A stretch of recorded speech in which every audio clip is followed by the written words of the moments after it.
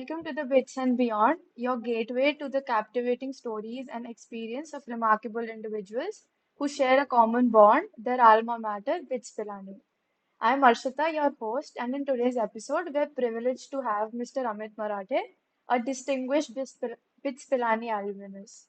Mr. Amit Marathe, who did his graduation from Pilani in 1999 and Masters from University of Michigan in 2002, is a digital visionary. Currently, he's the director of MI System and Cloud AI at Google and has worked at prestigious companies like Inseego and HP previously. Join us as we delve into this engaging conversation. So let's get started. Okay, sir. So could you share a bit about your journey from BITS Pilani and what are some key moments that shaped your career path? Yeah, so first of all, thank you, Arshita, and the BITS Student Alumni Research Cell for having me on this BITS and Beyond podcast. Really grateful to have this opportunity to talk to the BITS community. Our So pleasure, my sir. journey, so my journey from BITS Pilani to Google has been very non-linear and has been shaped by a few key moments. So if I remember, my first internship was at BARC in Mumbai, which is the Bhabha Atomic Research Center. And there, my work on robotics gave me a very good understanding of the fundamentals of engineering and design. And I learned how to build and design complex systems that can interact with the world in a meaningful way. And this experience really taught me the importance of having a strong foundation in the theoretical and the practical aspects of engineering. So, like, And around then, which year was this? so this was about 1998. So it was my PS1 internship. So, And then after I graduated from ITS Pilani, I worked at Wipro in embedded systems. I was building like simulators in C++ for different clients. And this really taught me how to design systems on constrained devices. So typically embedded devices have a lot of constraints. So I learned how to optimize algorithms for performance and things like power consumption. And this experience taught me the importance of developing efficient and scalable systems. And then after my first job at Wipro, I came to the US to do my master's degree in computer science and engineering from the University of Michigan at Ann Arbor. And it gave me a much broader understanding of computer science and engineering fundamentals. And I learned from some of the leading experts in the field who had even published textbooks. And I did some of my own research in AI and related areas. And it taught me the importance of continuous learning and innovation. And then I joined Boston Scientific, which is a company in medical devices. And I spent a few years in the medical device industry, and it really gave me an appreciation of the importance of engineering in healthcare. And I learned how to build systems that can help, for example, doctors to diagnose disease and improve patient care. And so this experience taught me the importance of building systems that are ethical and responsible. And finally, the last few years, um, I have spent a lot of time in AI, machine learning, and data science at HP and Inseego and Google, and it has really given me the opportunity to work on really cutting edge stuff. So, for example, I worked on applying ML and AI in different fields. Worked on new hardware architectures, software platforms, and it really taught me the importance of collaboration and teamwork across different teams in R&D and product management. And again, overall, I'm really grateful for all the opportunities that I've had throughout my career, and it was very non-linear. Like, I went from medical devices, to AI and to Google, and I've really learned a lot from everyone that I have worked with. And I'm truly excited to see what the future holds for this technology. so, sir, like you were into in the field of AI in early to 2000s also. So did you see it advancing like this, like 20 years down the lane? Honestly, I did not. Back in the day, AI was considered very research oriented, right? Academia. Today, it's everyone's using it. So Google's Bard and then OpenAI's ChatGPT, and it has really revolutionized and democratized the not just the research in AI, but the applications that can touch almost every human on this planet. So Yes, sir. Okay, sir. So we'll move on to the next question. So many students struggle with the transition from the academia to the professional world. So how did you navigate this transition and what advice do you have for the students? yeah, that's a good question. So the transition from academia to the professional world can certainly be challenging, but it is also an exciting time for new opportunities. So I'd like to share a few tips that have helped me navigate, this transition. So if I have to give advice even to my own self when I was graduating from BITS, here's some of the things I would say. For example, start networking early, meaning talk to people in the industry that you're interested in, attend a few networking events. And I think it's a great way to learn about the field and to make connections with the potential employers. Next, never stop learning and be prepared to learn new things every day. The professional world is constantly changing, like you've seen with ChatGPT and Google Bard, for example. So it's really important to be willing to learn new skills and adapt to new situations very quickly. The third thing I would say is be proactive. So, in other words, do not wait for opportunities to come to you. Take the initiative to reach out to potential employers and volunteer for projects and be really proactive. And then be patient. Sometimes it takes time to find the right job and to build your career, but don't get discouraged if you don't land your dream job right away. Don't give up. The job search can be tough sometimes, but it is important to stay positive and keep trying, and the right opportunity will come along. And then don't be afraid to start small. I mean, you don't need to start your career at FANG or a top company to be successful. There are many great opportunities available even at smaller companies and startups. So I recommend that recent grads reach out to people who already have made the transition from academia to professional world and ask them for advice and learn from their experiences. So I really feel overall the important thing is to take control of your own career, be proactive, and and you will be rewarded. So sir, were you a part of the BARD project? Yes, I was, and it was truly exciting to be part of that. Okay, sir. Okay. So can you also share your perspective in the current state of AI and ML and where do you see this going in a few years? That's a great question. Given everything that is going on recently, so as you know, AI and machine learning are rapidly developing fields, and they are already having a major impact on our world. Yes, sir. AI and ML are being used to develop, new products and services, solving complex problems, automating tasks that were previously done manually by humans. And so, one of the most significant trends in AI and ML today is the development of large language models, or LLMs in short, and generative AI broadly. And LLMs, as you know, are trained on massive data sets of text and code, and they can be used to perform a wide range of tasks such as translation, summarization, question answering, and so on.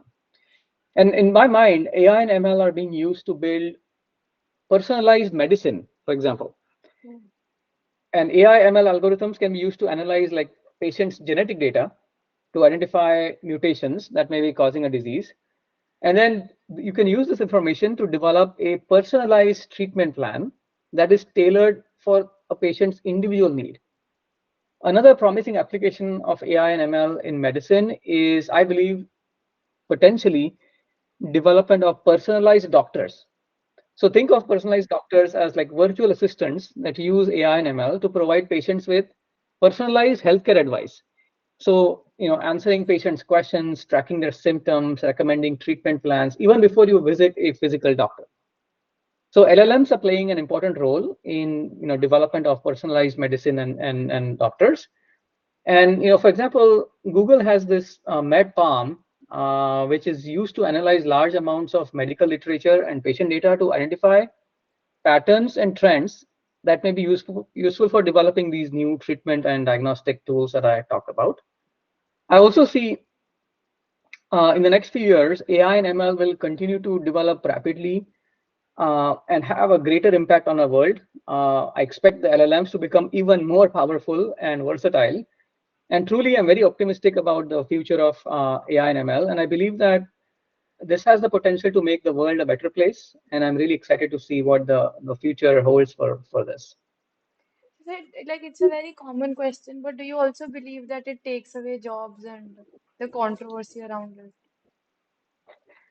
Yeah, I've heard about all that recently, but I firmly believe that not to be the case. Think of it as another tool in your toolbox, right? A few years ago,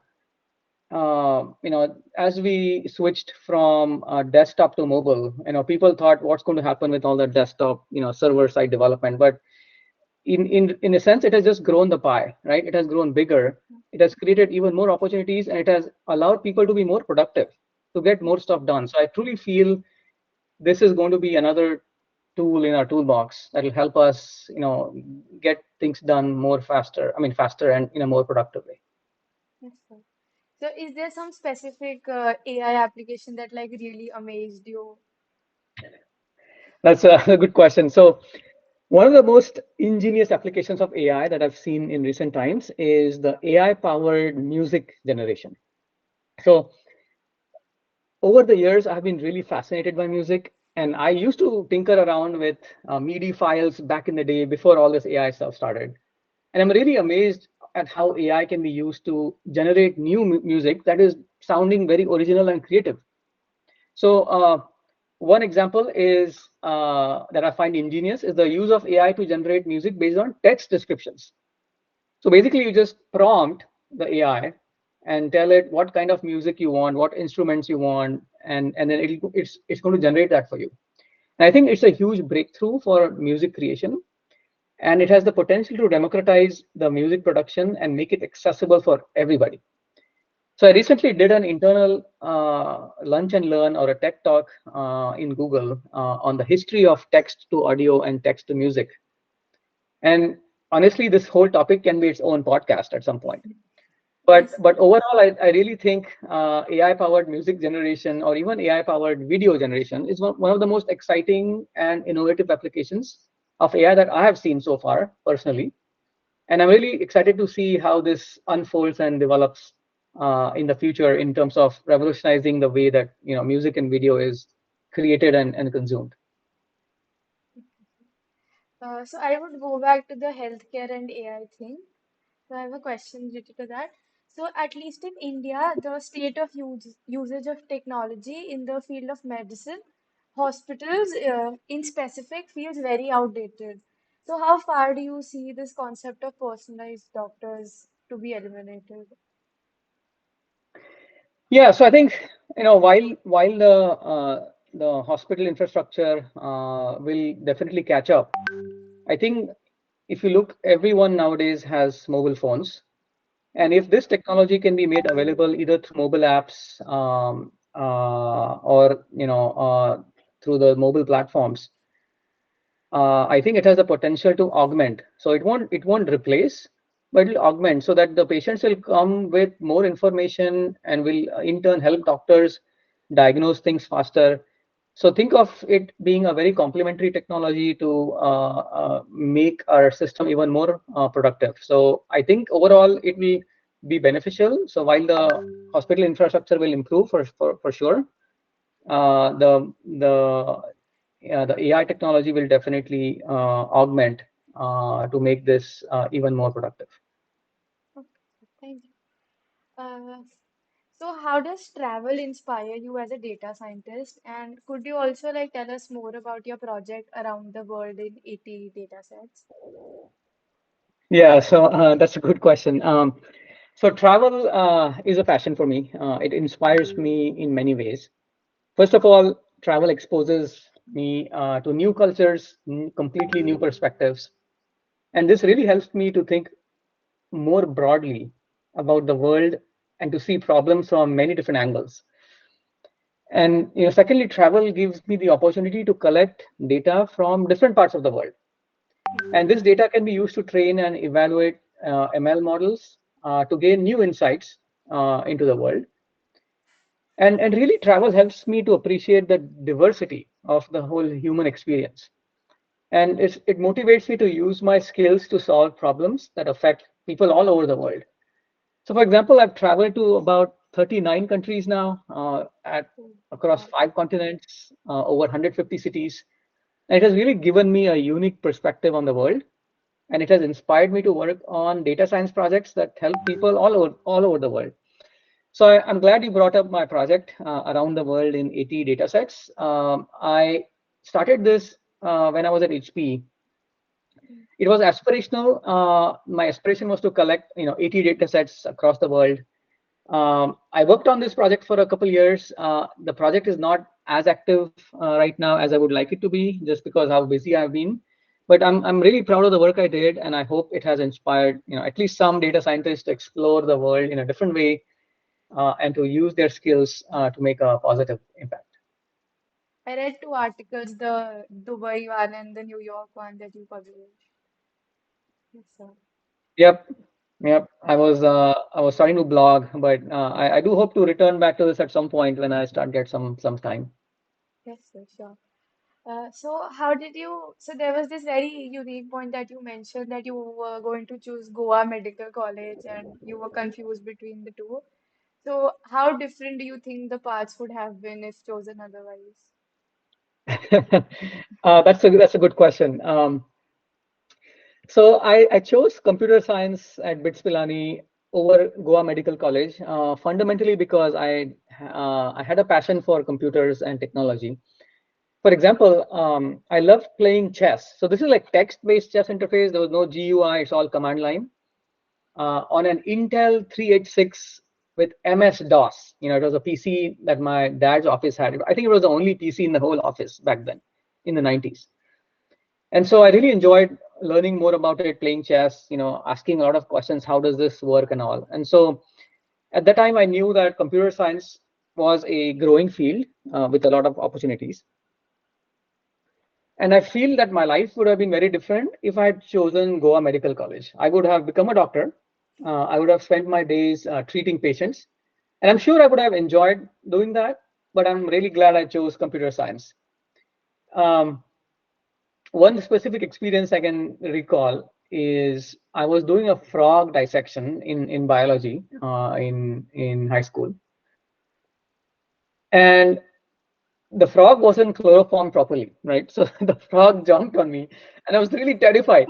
And so that incident made me realize that maybe I would not become a good doctor if I was terrified of this experience. And then at the same time, I wanted to do something that is more creative and innovative, like computer science. So in hindsight, I'm glad that I chose computer science at BITS Pilani. It's obviously a great school with a strong reputation, and I obviously learned a lot from my professors, classmates. I had a lot of fun, and I'm also very grateful for the BITS alumni network, which has truly helped me throughout my career. So, sir, so what advice would you give to aspiring AI and ML students who are just starting their journey? Yeah, that's a good question. First of all, I believe that a strong foundation in math and computer science is essential because AI and ML at the end of the day are very heavily math and computer science intensive fields. So it is important to have a good understanding of these subjects. It includes, having a good understanding of linear algebra, calculus, probability, statistics, data structures, algorithms, all of the stuff that is covered in BITS Pilani. Second, learn to code in Python. I mean, Python is the most popular programming language for AI and ML, and it is important to learn how to use it effectively. And it's very easy to learn Python, and there are many resources available online that will help you get started. And the third aspect I think is very important is to build a portfolio of projects. It could be a GitHub or it could be some your own site, but the best way to learn, in my opinion, is not only by taking courses, but learning by doing. And that allows you to get the very basic understanding of the fundamentals. So I would really advise to start building a portfolio of projects. And it could be in many different areas. Could be personal projects, could be open source contributions, or even internships. And then, most importantly, I would advise everyone to stay up to date on the latest research. Things are advancing on a daily basis. Like AI and ML is rapidly evolving. So it is really important to stay up to date on the research. And you can do it by reading research papers, or maybe attending conferences or networking events, or just simply following AI ML experts on social media, like Twitter or X, and really build a network with fellow AI and ML practitioners. The importance of networking cannot be understated. And so networking with other AI and ML practitioners is a great way to learn new things, find opportunities, and even collaborate on your own projects.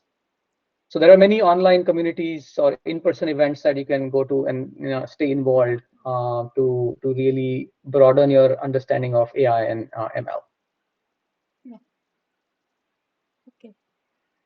So, sir, as AI evolves rapidly, how does Google stay ahead in research development and stay competitive with other tech giants?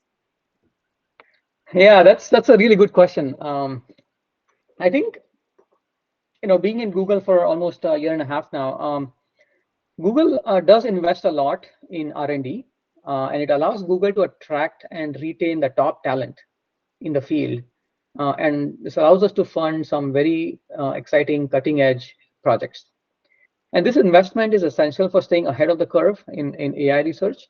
As I said earlier, AI is a rapidly evolving field, and new breakthroughs are being made all the time.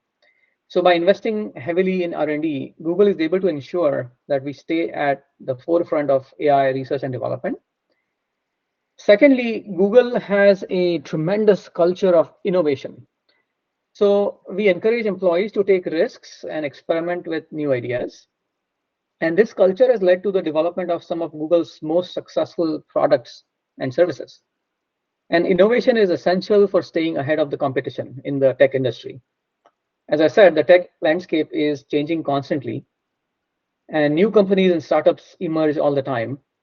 So by fostering this culture of innovation, I think Google is able to stay ahead of the curve. And then, this allows us to help build products and services that meets the needs of the users across the planet.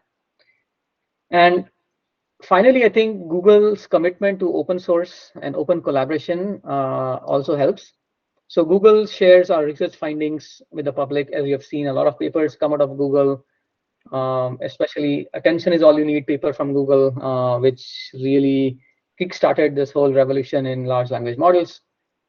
So we collaborate with other companies and universities on open source projects, and it helps Google to stay ahead of the curve as well.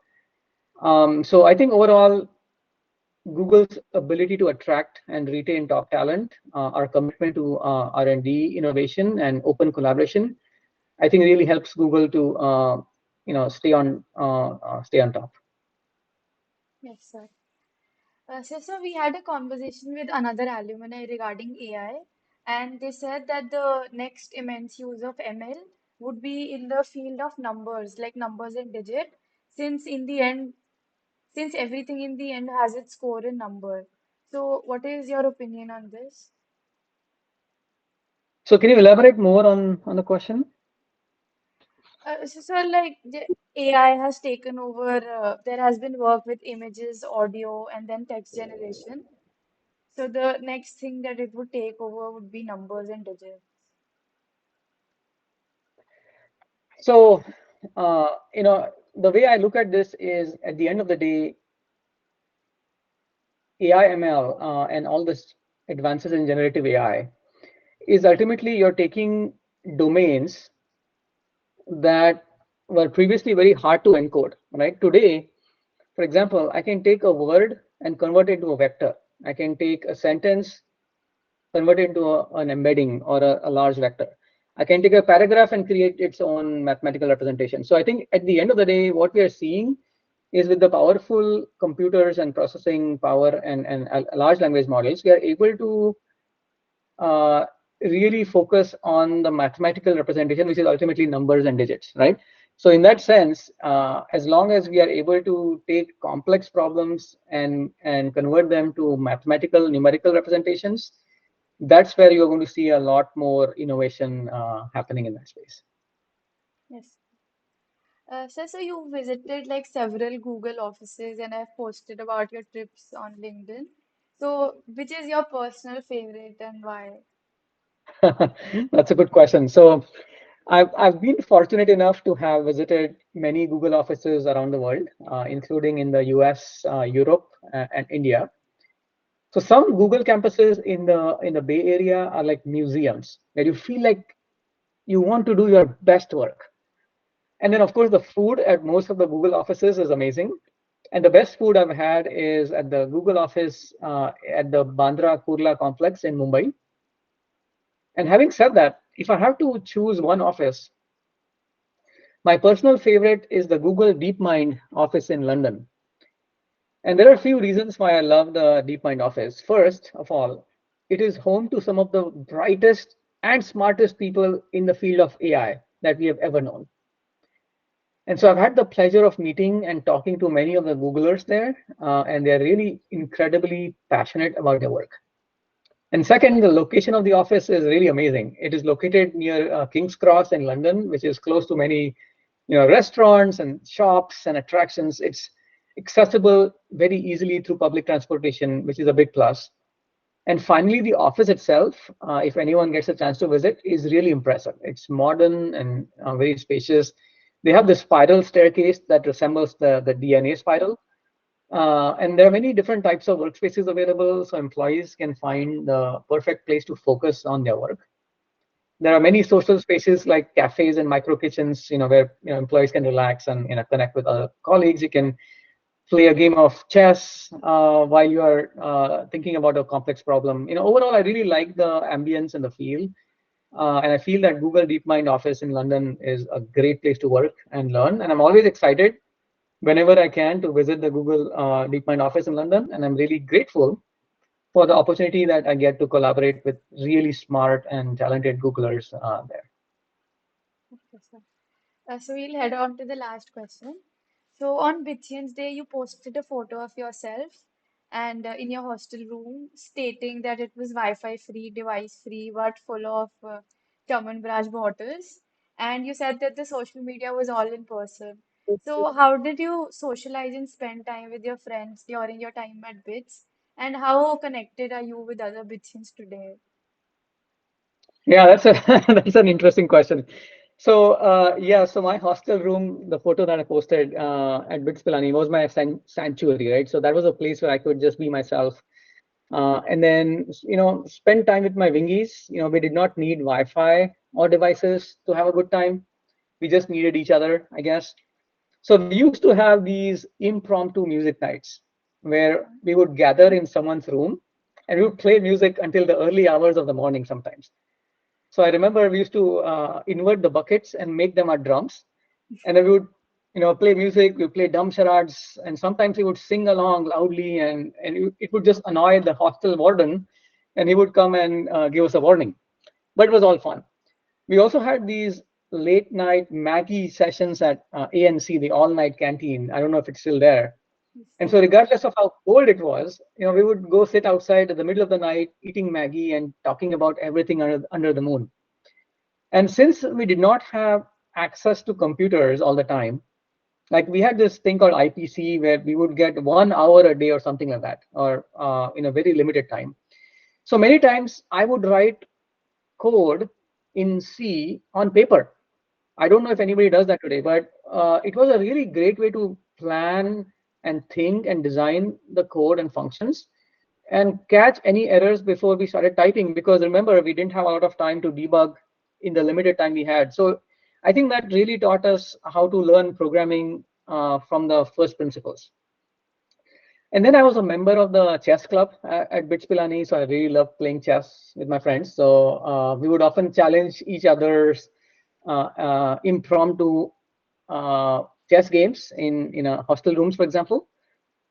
And so again, these are some of the many ways I can think of where we socialized and spent time together at BITS Pilani. And I really cherish all the memories that we created back then. And today, I'm still connected with many of my fellow Bitsians. We stay in touch through social media, email, phone calls, etc. And we try to get together in person whenever it's possible. It's hard sometimes because people have moved on and have settled in different places, different continents. But I'm really grateful for all the friendships that I made at BITS Pilani and really cherish all the memories. Okay, sir. I want to ask one more question. So, Mhm. like, you've achieved such notable success. Do you think the definition of success keeps evolving for you? Yeah, I do agree that there is no single definition of success. It's not static. It's dynamic.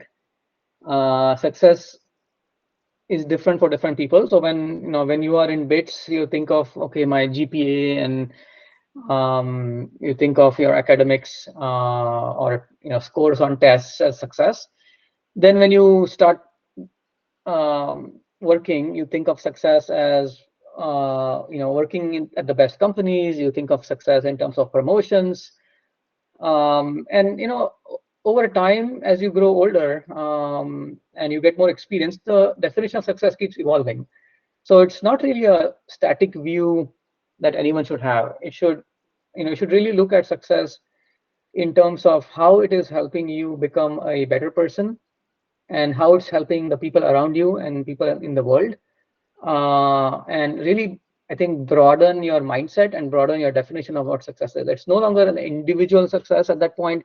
It's about your family, about your friends, and having an impact with either technology or anything else that allows you to make the world a better place.